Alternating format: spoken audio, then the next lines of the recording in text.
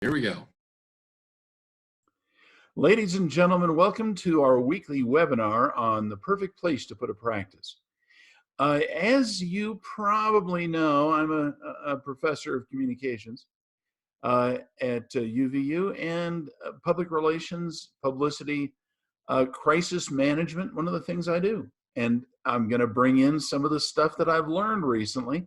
I'm going to ask for Mike's input, especially in the area of public relations.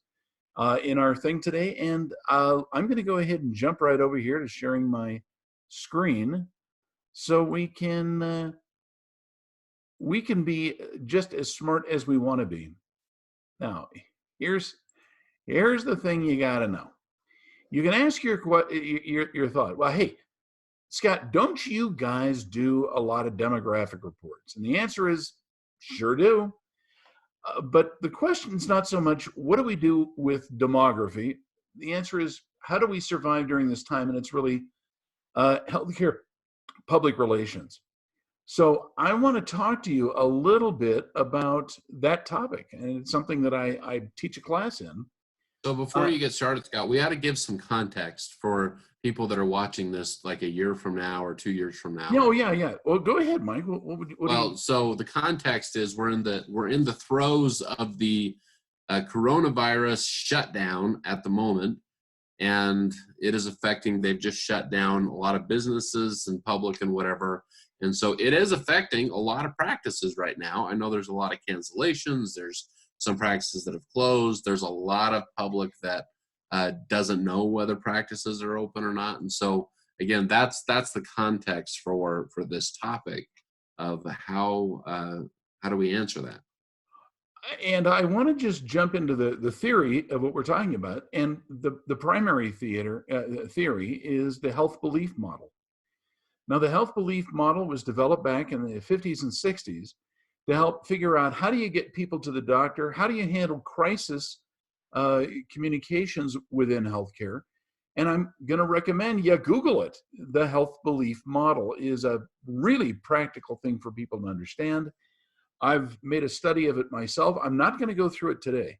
So you can kind of do this on your own, but I want to point out what I think are pretty obvious truths to what to do if you're in the healthcare business. And I'm not talking just a physician that is treating the coronavirus or people with the symptoms, but rather everybody who is a doctor, and how this is going to affect your practice and your public image. So this is pretty important stuff and very applicable for what we're talking about.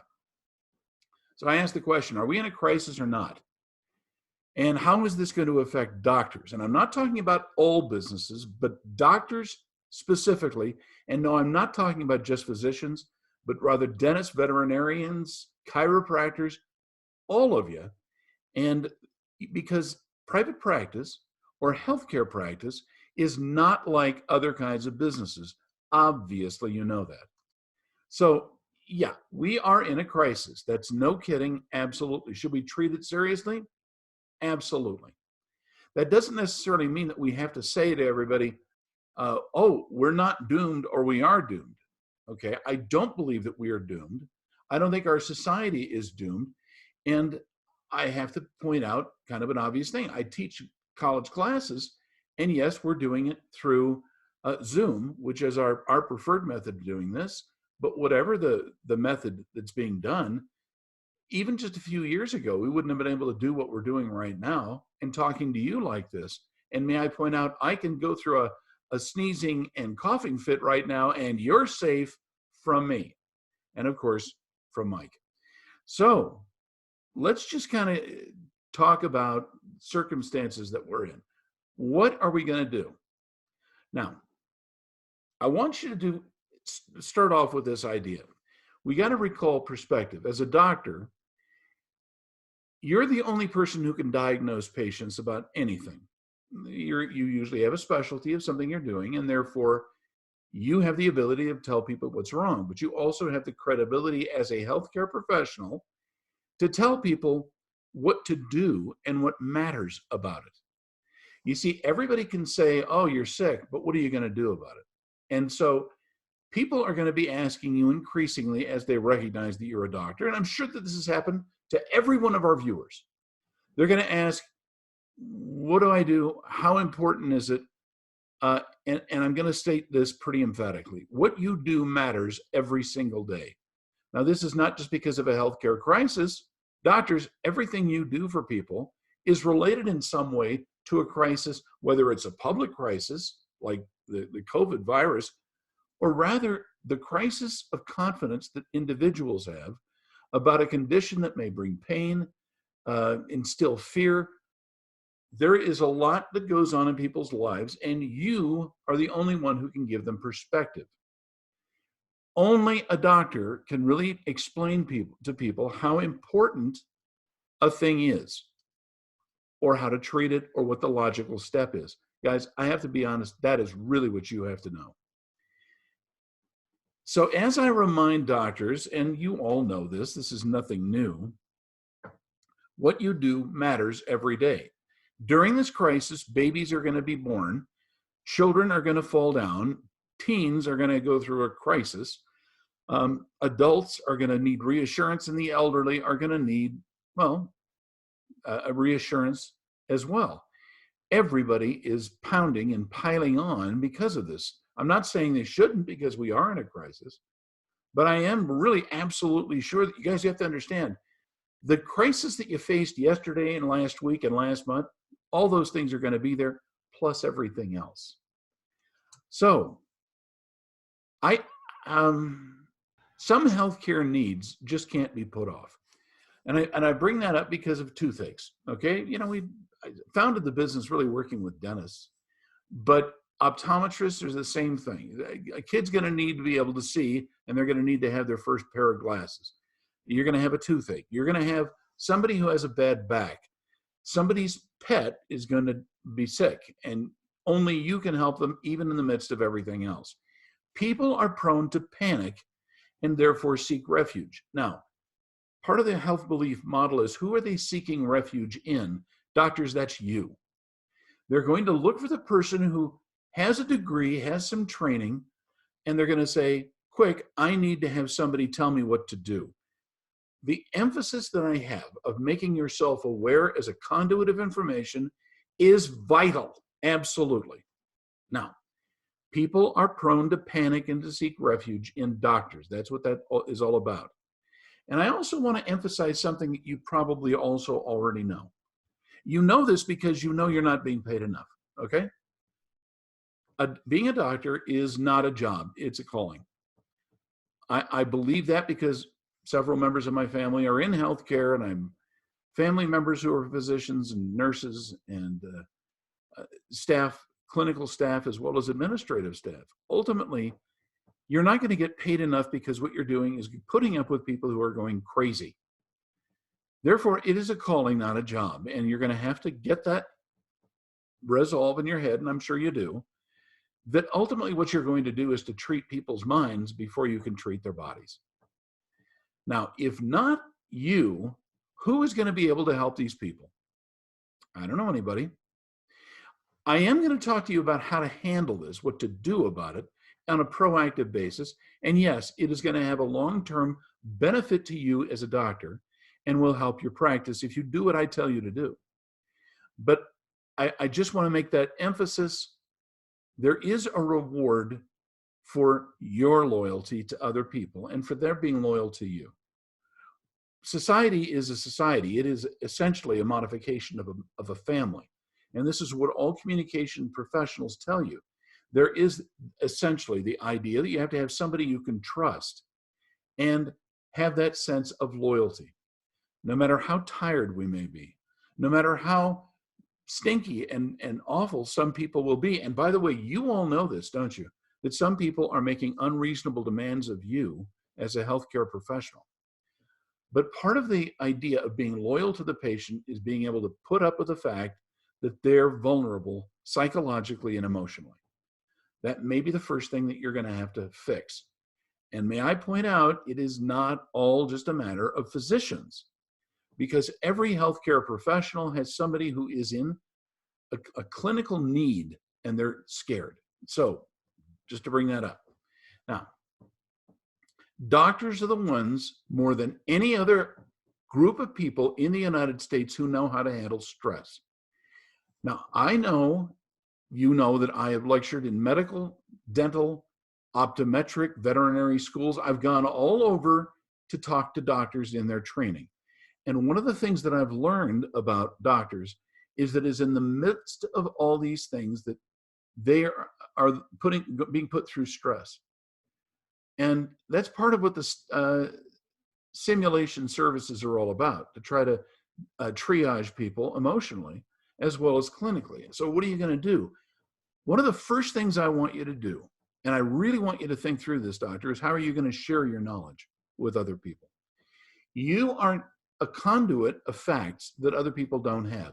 And you may say, well, wait a second, I'm a dentist. I mean, I'm not going to be treating viruses and infections like that. No, you are not. However, you have a way of thinking that other people don't have. And part of that is you're going to have to share your knowledge about how to deal with stress. I was surprised when I started hanging out with physicians who were having to do those 24-hour shifts. And my son remarkably lived through it. Knowing that he had, and knowing how difficult all this stuff is, I think it is the ultimate thing during times of crisis, that you have knowledge and the ability to share that knowledge with others. Now, I want everybody to remember you have to communicate something to your patient base. Even if it's a veterinary case, I want you to remember you have to share something, and let's talk about the reality of what you have to share.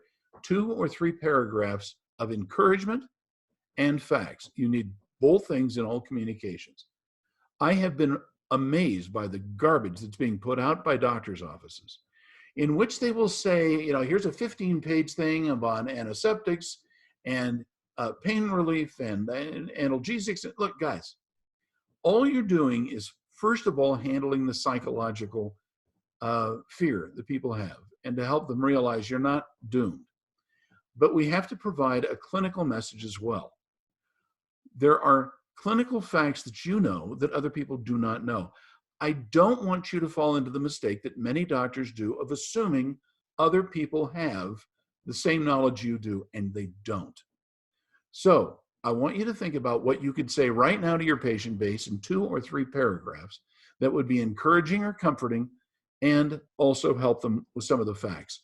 Do not do too much, because it won't get read. The other thing I want you to remember is you are an example by who you are. When you go to the grocery store, when you go and mow your lawn, when you're talking to other colleagues, you're an example to them. Part of it is an example of demeanor. So doctors, you have to look a little like God. And I know that's a terrible thing to say, but I'm not God. I know that. But everybody has to believe that what you know, you really know, and will help them. So I'm saying I want you to be an example of calm and competence. Every doctor has got to be able to do that. Now, I want to share with you a personal experience that happened just after 9/11. I was speaking in New York, and it was in a venue right next to the Javits Center. Now, some of you know already about the Javits Center. It's the big convention hall in New York City in Manhattan.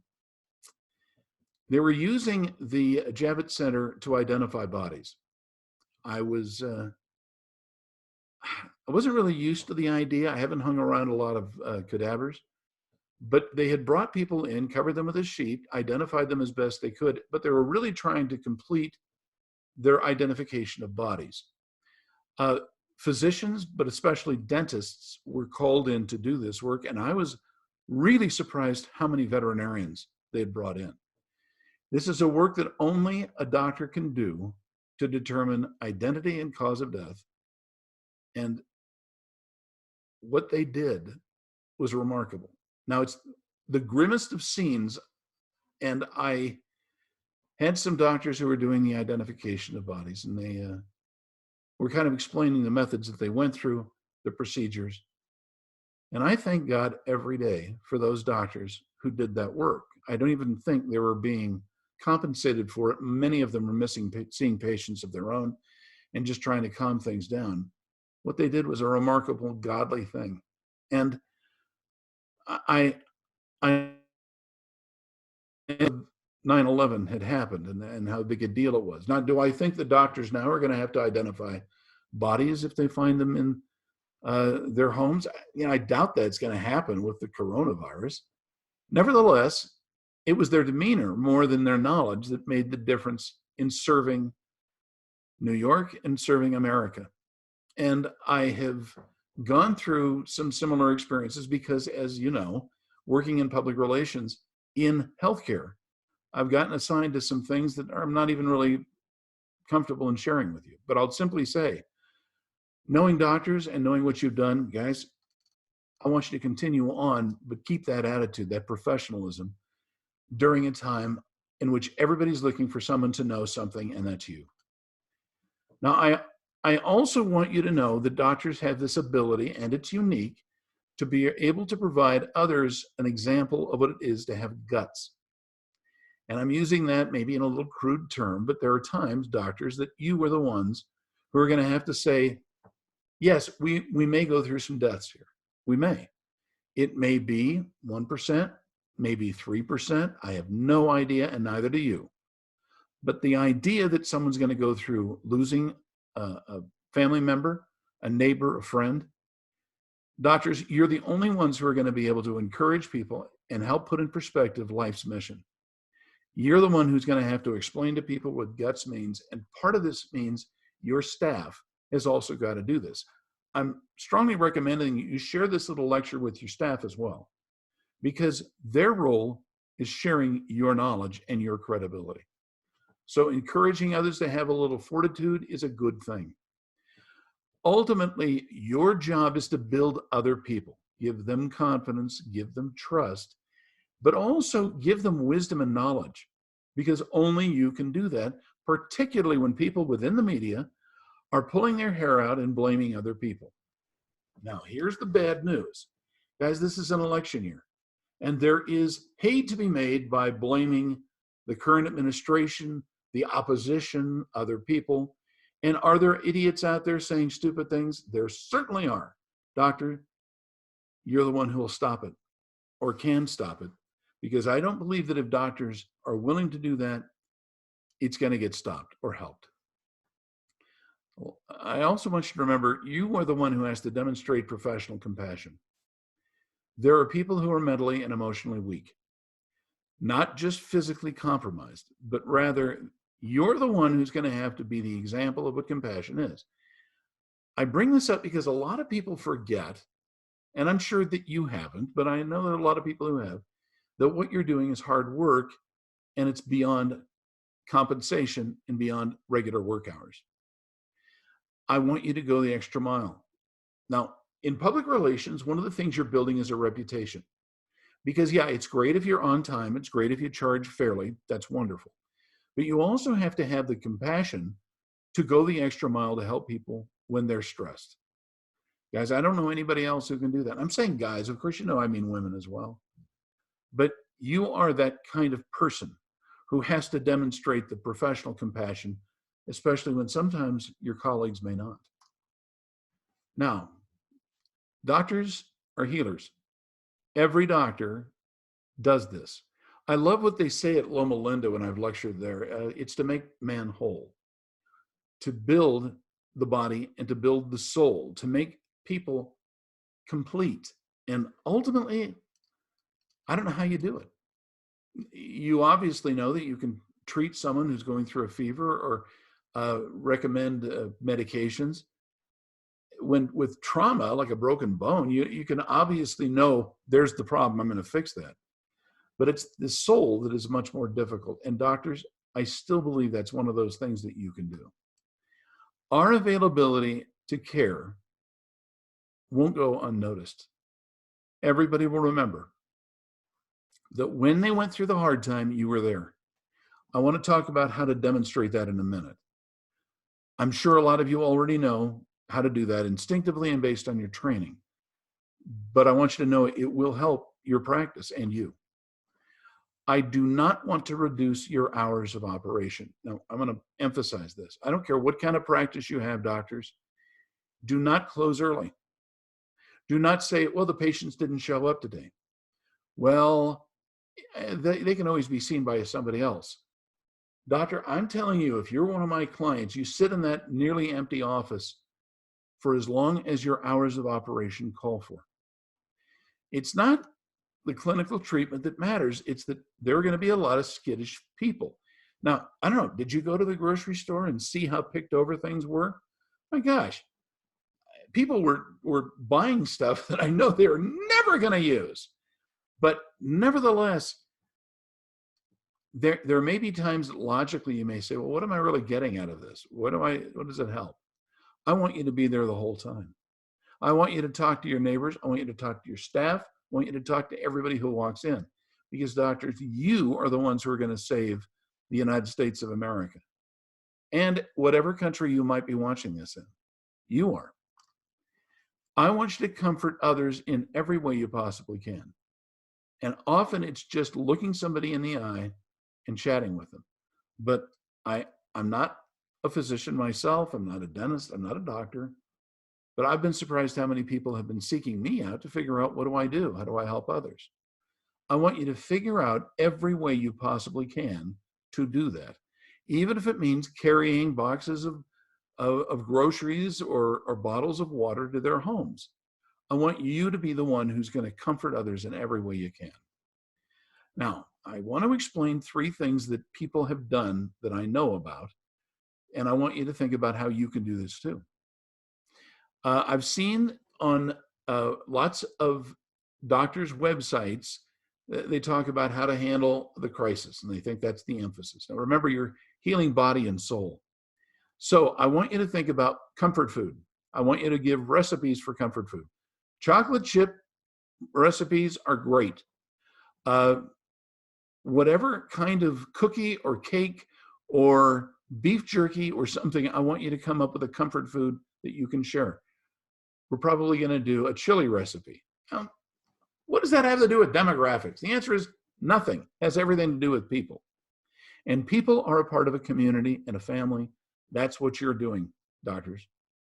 I want you to actually talk about doing games right now, because many of us in the country are being told we can't go outside, we can't visit neighbors, we can't be with people, more than 10 people at a time. Games that are truly fun are terrific. There are some card games, dice games, guessing games, identity games, whatever it might be. I want you to come up with a list of games and rules, things that don't require money, and things that you can do with children or the elderly. Guys, I want you to think in terms of entertainment, because we have to change what we're doing with our time. Now, I happen to live in Utah, as does Mike, and we have got a boatload of kids all around us all the time, bored out of their minds. What can a doctor do to become a comfort for the body and the soul? So one of the things that we've started doing in my neighborhood is sharing stories from your heart. We're doing it online, and we're doing it on the phone, we're doing it on the internet, and with very limited presence, telling stories to actual people face to face. Part of the idea is just to put in perspective things that have happened, to tell people what they can do, tell jokes. But we're finding that human interaction, particularly if it's mediated, meaning it goes through the computer, is very important indeed.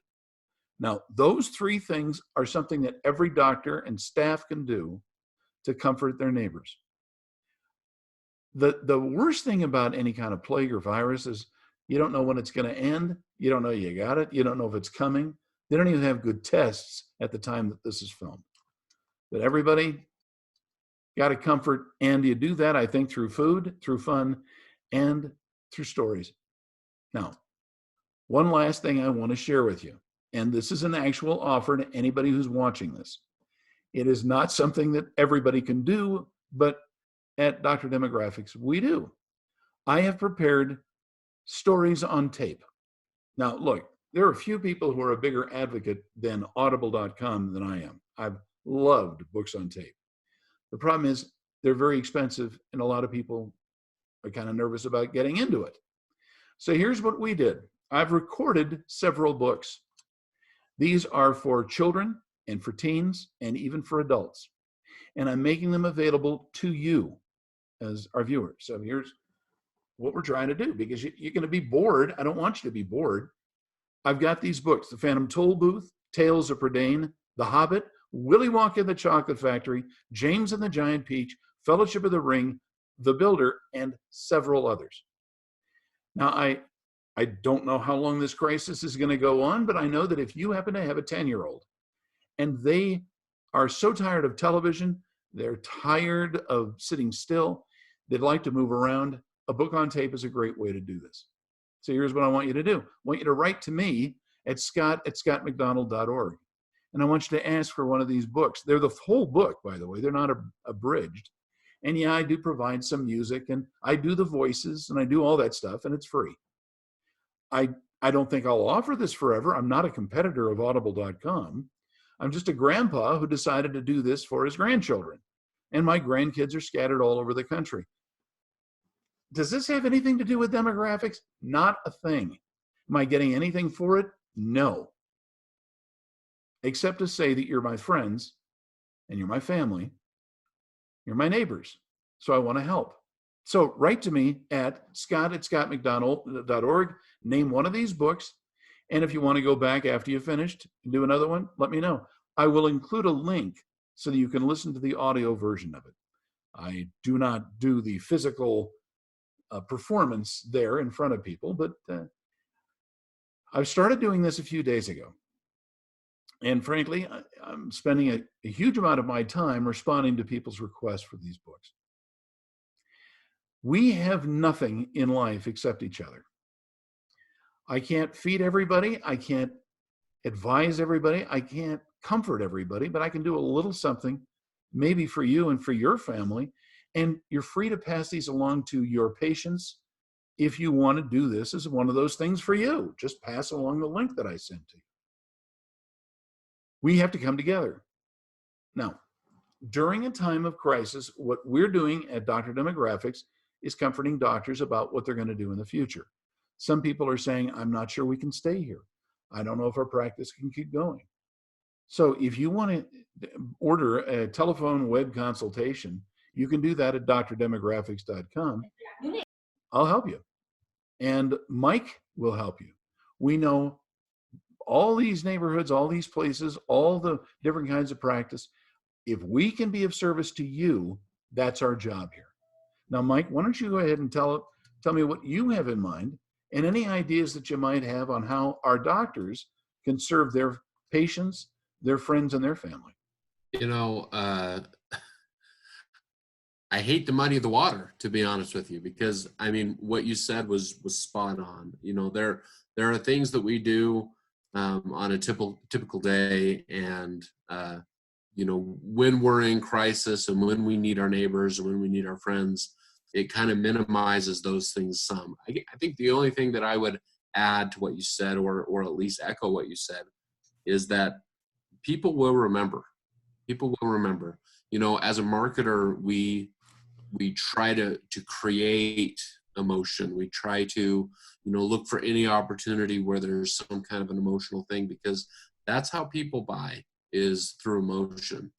And there are times that, and you mentioned 9/11. I think all of us remember vividly that day, and where we were and the emotions associated with it and all those things.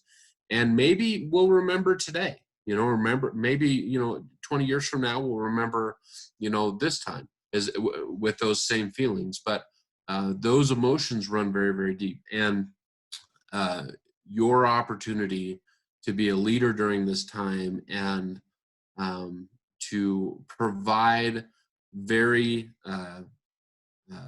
sincere emotional support for your patients, your neighborhoods, your families, the people that do look at you. Again, that health belief model is so right on, and doctors do need to research that.